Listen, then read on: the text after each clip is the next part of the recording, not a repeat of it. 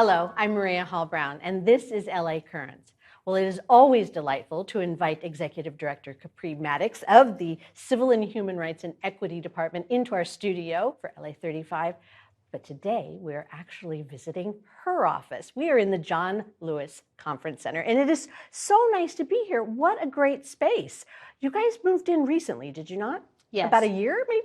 Yes, September of 2021. And we wanted to create a space that not only supported our wonderful, hardworking staff, but we wanted to have a space that was welcoming for the community and really worked for our 41 commissioners that serve on our 5 commissions here at the LA Civil Rights Department. And you're actually outgrowing it somewhat. You need to expand a bit. Yes, and we are grateful that the Bureau of Engineering, General Services, and the folks at the CAO's office are stepping up in a significant way to help us to expand our space. Some of you are aware that the CVS that was down here in the Los Angeles Mall has moved out, so we have a unique opportunity to continue growing our space as one unit here down in the Los Angeles Mall. We are excited about it. We're excited about the work, and we are excited that we have a welcoming space for people from all communities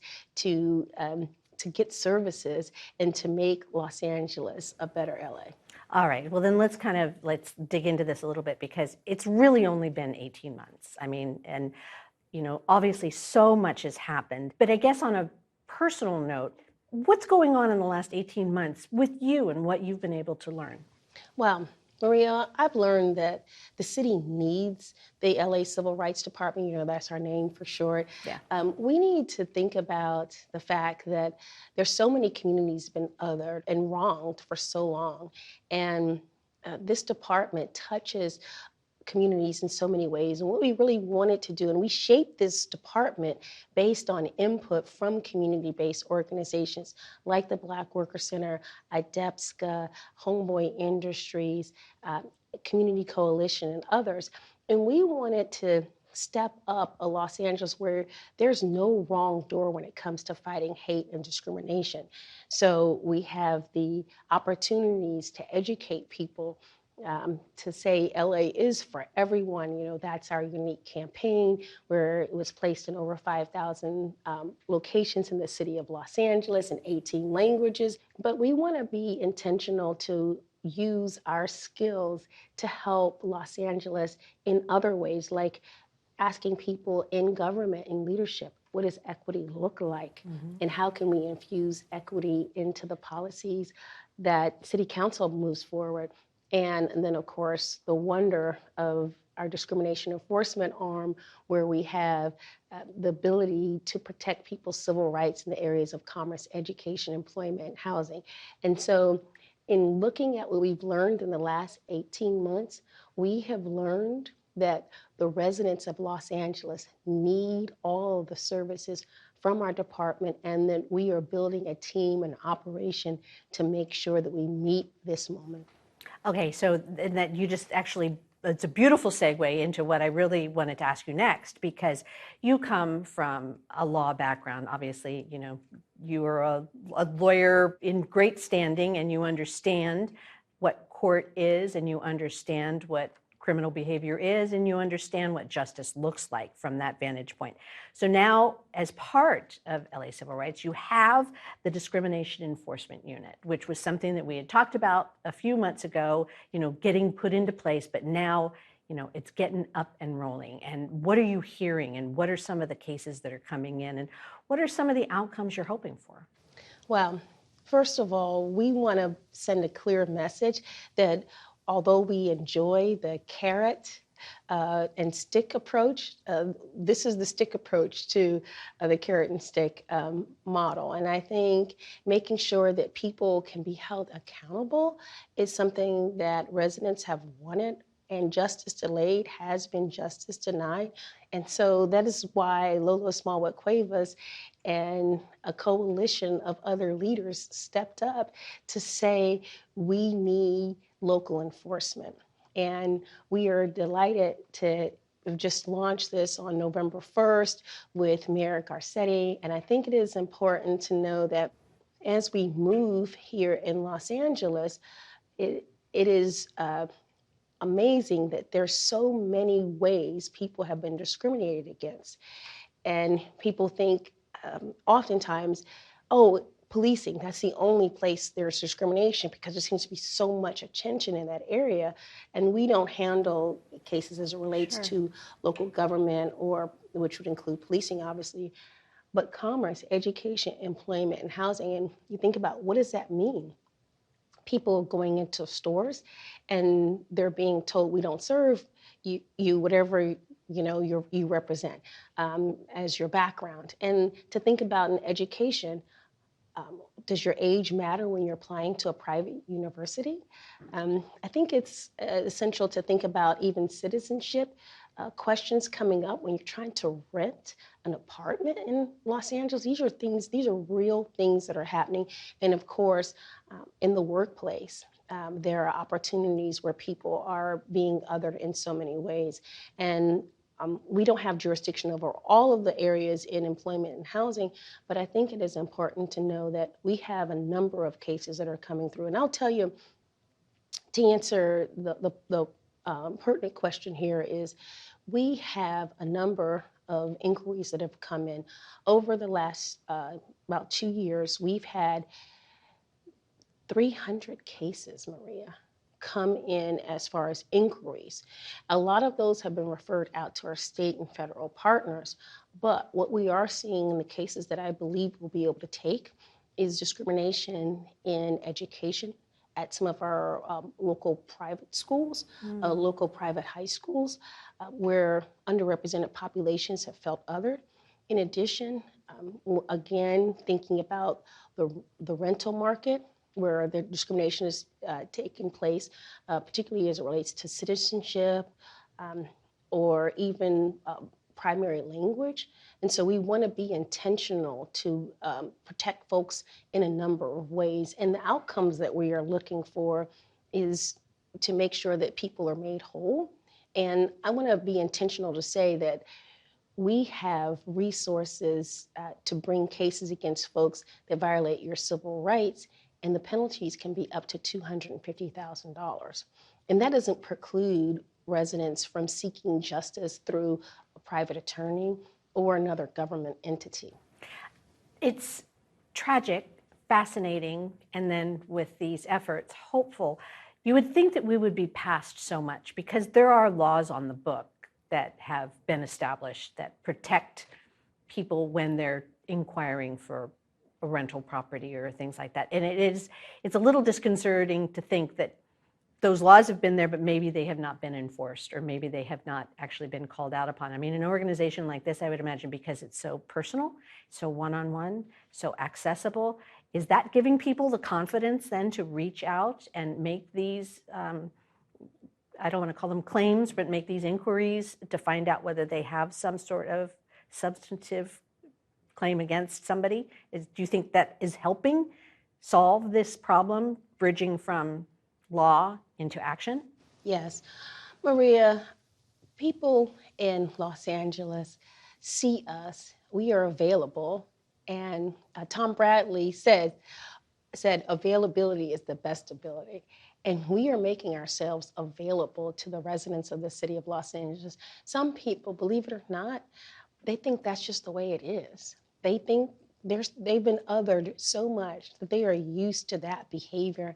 And they're thinking, what am I going to do with this, against a big landlord? Right. Or, what am I going to do with this employer? Or this is a prestigious private school that I was lucky to get in. I better not complain, even if I am being wronged here. And people need to know their rights. And I think that is why the education component of our operation is important. We have a number of commissioners that are on our Civil Rights Commission that are out in the community. That commission is led by Commissioner Ivey, and we had Commissioner Montes as the vice president that is oftentimes on TV providing education for our residents to let them know their rights so they will come forward with a case. And we want people to first, if they feel like they're wronged, to contact us. They can reach us, of course, at civilandhumanrights.lacity.org or call us at 213-978-1845. In addition to making an inquiry with us, we have an investigator that will call you back or respond to you within 3 to 5 business days. And if we have enough information, we will do the intake assessment and have information available to figure out if we need to do an investigation. And after an investigation happens, we will have a possibility of a notice of violation. If there is a notice of violation, then we can move on to the enforcement phase. And that will allow us to have fines of up to $250,000 for our residents. And at any time during this process, we will have the ability for a settlement or mediation to take place. And I really want to thank Pepperdine School of Law for helping us with mediation services at no charge to our department for our first year of service. Well, and I don't mean to be putting words in your mouth, but it sounds like it's also very streamlined and simple, because I think one of the frightening things when you're going into any kind of complaint situation is that it's too complex, too time-consuming, and too intimidating. But this sounds like it's like you get to speak to a human, and the human will walk you through it very straightforward. Right. And thank you for that. And there's simple requirements. First of all, we want to be intentional that the violation has happened in the last 3 years. We want to be aware of where that violation took place. Did it happen in the city of Los Angeles? And the threshold in so many ways is minimized because we want to just make sure that we have the inquiry and we have the valid information to move forward and to do the proper intake and investigation here. Well, this is just one tiny piece of what LA Civil Rights is doing. I mean, we also had the good opportunity to speak about LA Repair and how infusing some opportunities into communities for them to choose where the needs are and to help build with communities. How is LA Repair doing? And what is it, just as a tiny refresher? Yes. So the LA Repair program gives real people real power over real money to determine where resources should go to serve their community. And we couldn't be more grateful to the mayor and city council for granting us $8.5 million to move forward and provide resources for the community. Community members have the ability to participate. It's called participatory budgeting for a reason. Mm-hmm. They are able to participate in an idea collection phase and to weigh in on how these dollars are spent for their community. Ideas that are coming forward now are childcare, rental assistance, citizenship assistance. And there are a number of ways where the city could step up in a significant way to work with our community-based partners that are already lifting a better Los Angeles in their respective roles that can work as trusted partners to provide an opportunity to allow these services to move forward in a significant way at the request of residents. And I just think it's beautiful that the community working with our community-based organizations is going to provide services and resources in partnership with the city family. It's a win-win-win, and we're a better Los Angeles because of the repair program that's run by David Price from our office. When do we get to see what everybody picked and what everybody's doing? So we will have an opportunity for announcements to be made about where some of these resources will go and the selected providers. I want you to know that the 3 areas that we'll start with will be South Los Angeles, Boyle Heights, and the areas around Panorama City and the Valley. Very exciting. And I would hope that, hope that if you look at this program and it becomes successful and lauded, that might be LA Repair Part 2. Yes, and we do have LA Repair Part 2 already. We have 6 other communities that City Council has given us authorization to serve as we think about a better Los Angeles. And one thing I wanted to add about the 9 communities that were selected, from all over our city, from the Valley, South LA, East LA. These are areas that were hard hit by injustices in the past, such as redlining. So if you look at the redlining maps from the 1930s, those communities are still hardest hit when you think about high COVID-19 deaths, looking at education levels, or even environmental hazards. And so we want to be intentional to help the people that need the resources, and that is a true response to equitable needs in the city of Los Angeles. And also empowering the communities to make their own decisions, because it's really hard for, I imagine, one community to say, you don't understand what's really happening here, but for them to be able to make to have the opportunity to make their own choices as to what would elevate the lives of those in those communities, I'm sure has been very welcoming indeed. Yes, building trust in Los Angeles every day. There you go. All right, so along those lines, so we're looking forward, but sometimes you have to look backwards. And I wasn't aware of, and I was super excited to see, there was a podcast. Yes. There was a podcast that was put together. Okay, so it was called Forward Together, and it was a 3-part series, and it was beautifully produced, lots of historical information. How did all that happen, and what was the conceit of it, and how was it received?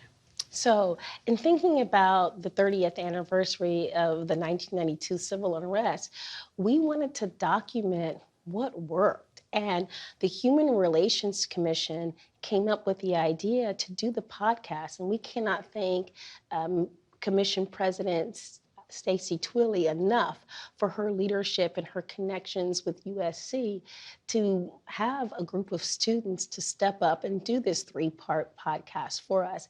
And what we wanted to do is to celebrate what worked and how communities came together to build coalitions and relationships. And just thinking about a number of communities that stepped up and are now together and unified. For example, the African American community and the Korean community have a stronger bond because we worked together and spent time rolling up our sleeves in churches and other faith-based institutions, in days of dialogue, et cetera. And I think it is important to know that understanding what works when we talk about human relations is something that needs to be acknowledged, it needs to be lifted, it needs to be highlighted. And LA is a model for how we worked through some of the pains and the horrors of what happened in the city in 1992. And as a member of First AME Church here in South Los Angeles, I've been a part of a lot of those conversations, and I have a unique vantage point of being in local government and seeing how that work from the community made my respective jobs over my career so much easier because those networks and those tight bonds. And it was just wonderful to hear so many of our leaders step up to talk about what worked and how they moved forward together. And we look forward to doing other podcasts in this light with the leadership of a Human Relations Commissioner in so many ways. Just the whole idea of history repeating itself if you're not aware of it, and sharing all that information. Have you noticed that there are people outside the city that paid attention, that have reached out and said, we didn't know this is interesting? Because we're so insulated when we talk about the city of Los Angeles, but a lot of what happens in Los Angeles is magnified and seen all over the place. So have you gotten good reaction on the podcast from around outside of LA as well? Outside of Los Angeles, outside of California, and outside of the nation even. And I'm so delighted that we serve as the City of Angels. And it's one thing that throughout my entire career, I've taken to heart, that angels are messengers, right? And we know what happens in Los Angeles has an impact on what happens in the world. Yeah. And so I am mindful of that every day we come to work here at the LA Civil Rights Department, because we want to be intentional to send a message. We want to be a solution. We want to be a model We want to be leaders on what is working and how we can shape a better tomorrow, not only for Los Angeles, but for our entire world. And I don't have to tell you, it only takes being home watching the news for 5 minutes to realize that we need all the help we can get Right. in this world for such a time as these, for these times. And I really want us to be intentional here at LA Civil Rights to be a part of lifting a better Los Angeles. And along those lines, I mean, there is a lot of bad news and there's a lot of struggle within the city. It's a complex place. And so we're talking about some very positive moves forward, but there are some things that just seem to rear their ugly heads over and over and over again. And one is that, the subject of hate against others. Every time we think we've sort of been okay, then there's another wave of anger and loudness and hate. So how is that affecting what you are doing here? I mean, from the Asian American communities to now the Jewish American communities, I mean, it doesn't seem to stop. Yeah, there are times, Maria, where I feel like I'm playing hate whack-a-mole, where we make sure we address something that has happened to one community, and then something else pops up. And quite frankly, even in City Hall, we had some challenges that we are working through. And I want to be intentional to say on that point as it relates to some of the tapes that were recently released involving council members, is that as a city, we also, it's not only outward facing, like we're working with the public, but internally we have some work to do and some work that needs to be done, because we are not going to create a Los Angeles where we're going to use tapes or how people have been othered as an excuse to not do what's right for all communities, because representation matters here in Los Angeles, and particularly at the LA Civil Rights Department. So it is overwhelming in some regards, but I feel like our staff is empowered because we get a chance to do something about it. There's folks that are sitting at home and they just see it and they're frustrated by it, but we are creating a team of people that are able to fight it and use a variety of skills, energy, and resources to fight it. And in addition to that, we are creating an opportunity for local residents to step up and do something about it, like asking people to go online to civilrights.lacity.org/LA for all and order our LA for Everyone posters in 18 languages, right? We want to create a Los Angeles where the solutions are coming from our residents of how we spend our city dollars, or how we can work through the healing process. So it's not just we're in the ivory towers of City Hall trying to come up with the ideas. We want to be intentional to make sure that the community and the residents of Los Angeles feel heard, feel supported, and feel like they're a part of the healing process to make a better Los Angeles for everyone. Well, and a piece of that healing process that you've also been working on might have happened a while back, but at the same time still has resonance and makes an important impact. So the idea of reparations, I know that is another component of this otherwise incredibly complex set of things that you're working on. So how is that working out, and what is the umbrella of the word reparation when it comes to LA Civil Rights? Well, of course, you hear the word repair in there, and you can't repair a harm without acknowledging it. Right. And when we look at hate and discrimination, we fight hate and discrimination for a living here, right? But we know that there's some people that in Los Angeles that have been wronged for a long time, hundreds of years, and some communities that have felt othered in so many ways, and thinking about slavery and Jim Crow and segregated schools and housing and redlining. And then, of course, then comes the discrimination happens in the workplace and other spaces, and then hate crimes and hate incidents. And so to really make someone whole, I think it's important to address the original wrong and where the pain started, and we're presenting an opportunity for our residents and our commissioners. We have a wonderful commission that handles this with us. The Reparations Advisory Commission is led by Michael Lawson. You know him from the Urban League, and he is an incredible leader with others that are stepping up to make sure that we create a space for our citizens of the city of Los Angeles to say how they would like reparations to be heard and delivered for the residents of our city. Okay, it's only been 18 months. I mean, I know that probably seems like a lifetime to you at this point. How are you keeping your head up? How are you moving forward? I mean, what is feeding you on a daily basis? Because it's a lot of work. You know, we've been talking about some really positive forward movement, but there's also a lot of challenge. How are you feeling and how are you doing in this role? And is it what you expected? Well, it is a lot more than I expected, I'll say that. But I am inspired by the residents when we're out in the community. We have an opportunity for residents to talk to us and to say, this is working, this is powerful, this is impactful.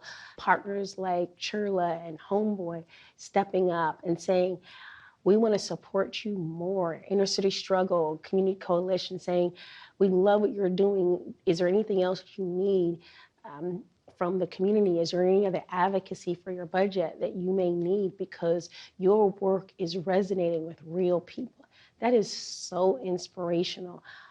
I had a moment where we had a program for housing opportunities for home buying, and someone called me and said, I'm there's someone who's in their 60s, and they said they thought they had to move out of state to become a home buyer. But because we wanted to do an equity-based program and highlight a great nonprofit that was doing this work and to make sure that we provided equity to the home buying experience, someone calls me and says, because of LA civil rights, I am now going to be a homeowner in Southern California where I thought I had to move out of state to become a homeowner. That gives you energy. You're like, you could do this for another 18 months, another 2 years. And I'm excited about Los Angeles having their first African-American female mayor. Karen Bass coming on board, bringing the coalition and ready to serve and to make sure that we truly have a Los Angeles for everyone. You have heroes on your wall. That must be something that you think about every single day. There's a mural of heroes on your walls. There are, and they're heroes that are working behind me in the office spaces as well. And it is a true honor to serve with them as we move forward for an LA for all. Okay, well, obviously the most important thing, if people want to learn, you've already mentioned it once before, but let's repeat where people can get information about what's happening here. Well, I want people to definitely follow us at LA Civil Rights. That's our social media pages. And I think it's important to be intentional to sign up for our newsletter. And you can do this at civilandhumanrights.lacity.org. Every other week, we'll send you a notification about what we're doing. That's the only reason we use that information. And I also want to tell people, if you need help, if you feel like hate and discrimination is reared its ugly head in your life in some way, call us. There is no wrong door when it comes to fighting hate and discrimination when it comes to our office. And our phone number is 213-978-1845. Well, thank you for the hospitality. I love this space. This is a great space. We felt very, very welcome. So thanks for letting us come into your world for the day. Thank you so much for joining us. And that's a wrap on this LA Currents.